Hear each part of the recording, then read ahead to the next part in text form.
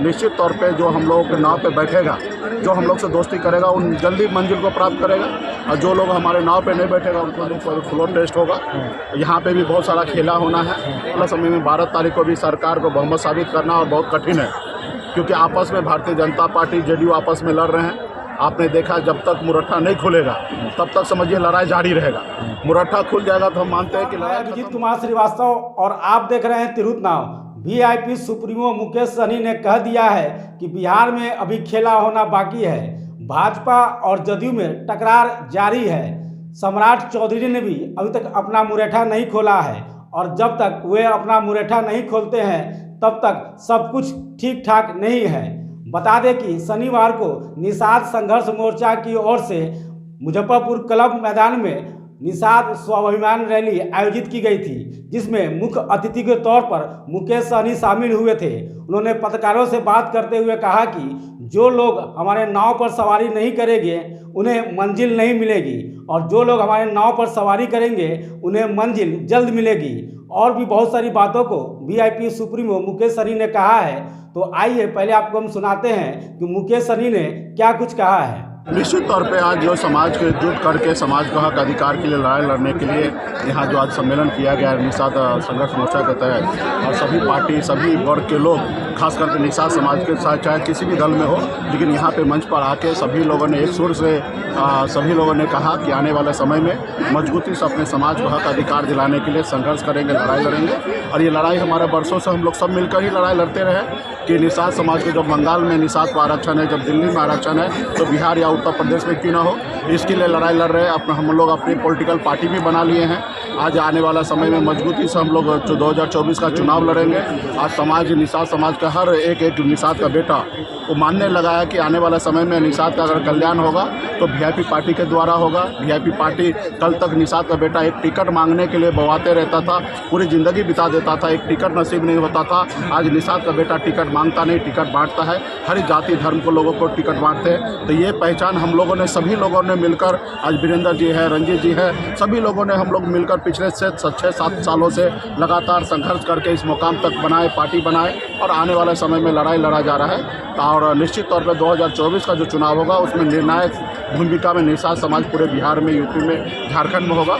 और निश्चित तौर पे जो हम लोगों के नाव पे बैठेगा, जो हम लोग से दोस्ती करेगा, उन जल्दी मंजिल को प्राप्त करेगा। और जो लोग हमारे नाव पे नहीं बैठेगा उनको नुकसान होगा। आज समाज एक साथ हो चुका है। निषाद के 22 पूरी एक हुए, 10.5% संख्या हमारे पास बिहार में है। हम चुनाव अकेले नहीं जीत सकते, लेकिन दूसरे को हरा सकते हैं। ये हमारे पास ताकत है। आपने देखा 2022 में बोछा में जो चुनाव हुआ था, आपने देखा ज़बरदस्ती वहाँ पे भाजपा ने अपने कैंडिडेट दे दिया, और हमने भी अपने कैंडिडेट दिया। हमने 30,000 वोट अकेले अपने दम पर 15% वोट हमने लाया। उसी जगह भाजपा वहाँ 37,000 वोट से हारा, और वहीं पे महागठबंधन 37,000 वोट से वहाँ चुनाव जीता। तो आप देख सकते हो उस समय में नीतीश कुमार जी, भारतीय जनता पार्टी, मांझी जी, उपेंद्र कुशवाहा जी, चिराग पासवान जी, पारस जी, सभी लोग उस समय था। जो आज गठबंधन है वैसा ही गठबंधन था, लेकिन 37,000 वोट से हारा, और 30,000 वोट निषाद समाज को जोड़ दीजिए तो 67,000 वोट हो जाता है। तो आने वाला समय में वीआईपी पार्टी एक निर्णायक वोट है, और जो निषाद समाज को सम्मान देगा, जो हमारे आरक्षण की बात मानेगा दिल्ली में, उन्हीं लोगों के साथ हम लोग आने वाले समय में गठबंधन करेंगे, और आने वाला समय में समाज आगे बढ़ेगा। वीआईपी पार्टी का झुकाव किधर होगा लोकसभा चुनाव को लेकर? अभी देखिए, कोई बातचीत हुई है अभी तक? देखिए, बातचीत हमारे पास वोट है, सभी लोगों को वीआईपी पार्टी चाहिए, लेकिन हमारे अभी है कि 12 तारीख को फ्लोर टेस्ट होगा। यहाँ पे भी बहुत सारा खेला होना है। अभी हाल फिलहाल में जो घटना हुआ, इसका आप लोग कोई कल्पना नहीं किया जा सकता था कि ऐसी घटना होगा, लेकिन ऐसा घटना हुआ। आने वाला समय में 12 तारीख को भी सरकार को बहुमत साबित करना और बहुत कठिन है, क्योंकि आपस में भारतीय जनता पार्टी जेडीयू आपस में लड़ रहे हैं। आपने देखा जब तक मुरट्ठा नहीं खुलेगा तब तक समझिए लड़ाई जारी रहेगा।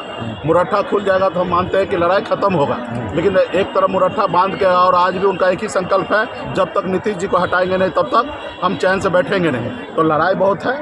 अभी 3 तारीख आ जाए, 9 दिन अभी देखिए, फ्लोर टेस्ट तक देखिए कि क्या होता है, और एक बार ये निर्णय होने के बाद वीआईपी पार्टी निर्णय। वीआईपी अगर किसी गठबंधन के साथ जुड़ती है तो कितनी सीटें आप लोग लेना चाहेंगे? कितनी सीटों की मांग होगी? अभी हम लोग एक विचार से राजनीति करेंगे, और जाहिर सी बात है गठबंधन में होगा तो हमारा इच्छा होगा मैक्सिमम सीट हम लड़े, और लेकिन एक उद्देश्य भी होगा कि हमारा उद्देश्य क्या है। तो हमारा उद्देश्य है निषाद को आरक्षण मिले, युवा को रोजगार मिले, किसान को आय दुगुनी हो, हमारा बिहार आगे बढ़े, बिहार को विशेष राज्य का दर्जा मिले।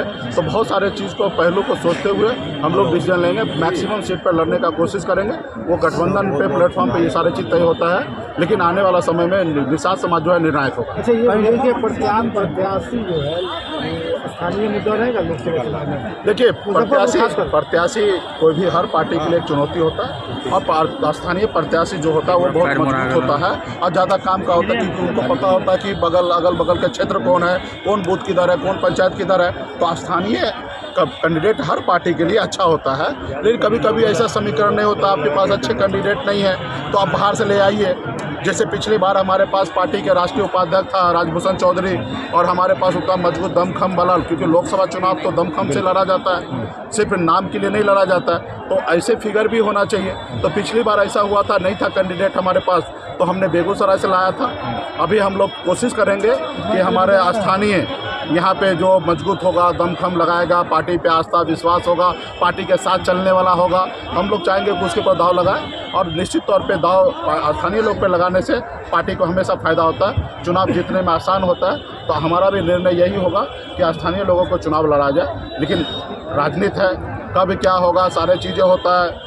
पार्टी में पहले तो लोग रहे कि हमें चुनाव लड़ना है, ये सीट वीआईपी को मिले, तो उस पर हम लोग निर्णय लिए हैं कि हमारे जितने भी वीआईपी पार्टी के नेता हैं, राज्य जिला में जितने भी निषाद समाज के गणमान्य नेता हैं, जो अदर पार्टी में हो, हमारे से निषाद संघर्ष मोर्चा हो, सभी लोग हम लोग मिलेंगे और हम लोग सर्वसम्मति से एक अच्छे कैंडिडेट का, अच्छे लोगों का चयन करेंगे, जो सब मिलकर उसको जिताने का काम करेंगे। तो ये प्रक्रिया पे हम लोग काम करेंगे। अच्छा, एक आखिरी सवाल है कि क्या अगर कोई गठबंधन नहीं मिलता है या नहीं जुड़ते हैं तो अकेली लड़ेगी वीआईपी? ऐसी कोई संभावना नहीं।